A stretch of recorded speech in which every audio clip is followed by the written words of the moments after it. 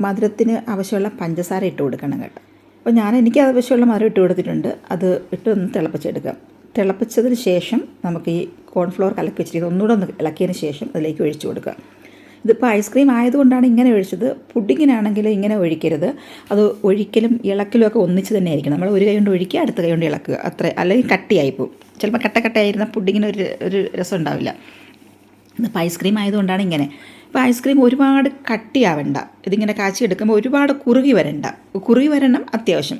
നമ്മൾ ഐസ്ക്രീം ആയാൽ അത് പിന്നീട് അലിഞ്ഞ് വരുമ്പോൾ അത് പാല് പോലെ ആയി വരണം. അതാണ് ഐസ്ക്രീമിൻ്റെ ആ ഒരു സ്ട്രക്ചർ എന്ന് പറഞ്ഞാൽ അങ്ങനെയാണ്. അപ്പോൾ ഇത് ഞാനിങ്ങനെ ഒരു നിങ്ങൾ കാണിക്കാൻ വേണ്ടി ചെയ്തതാണ്. ഐസ്ക്രീം ആയതുകൊണ്ടാണ്. അല്ലെങ്കിൽ നന്നായിട്ട് ഇളക്കണം കേട്ടോ. അടി പിടിക്കാതെ നന്നായിട്ട് ഇളക്കി കൊടുക്കണം. അപ്പോൾ ഇത്രയും മതി. നമുക്ക് അടുപ്പ് ഓഫ് ചെയ്യാം. അതൊരു ബൗളിലേക്ക് ഒഴിച്ചു കൊടുക്കാം. ഞാനിപ്പോൾ ചൂടായതുകൊണ്ടാണ് ഈ ഗ്ലാസ് ബൗളിൽ ഒഴിച്ചത്. ഇത് ഒഴിച്ചിട്ട് ഇത് തണുക്കുന്നത് വരെ പുറത്ത് വെച്ചിരിക്കുക. നന്നായിട്ട് തണുത്ത് ചൂടൊക്കെ തണുത്തതിന് ശേഷം ഫ്രിഡ്ജിൽ വെച്ച് കൊടുക്കുക.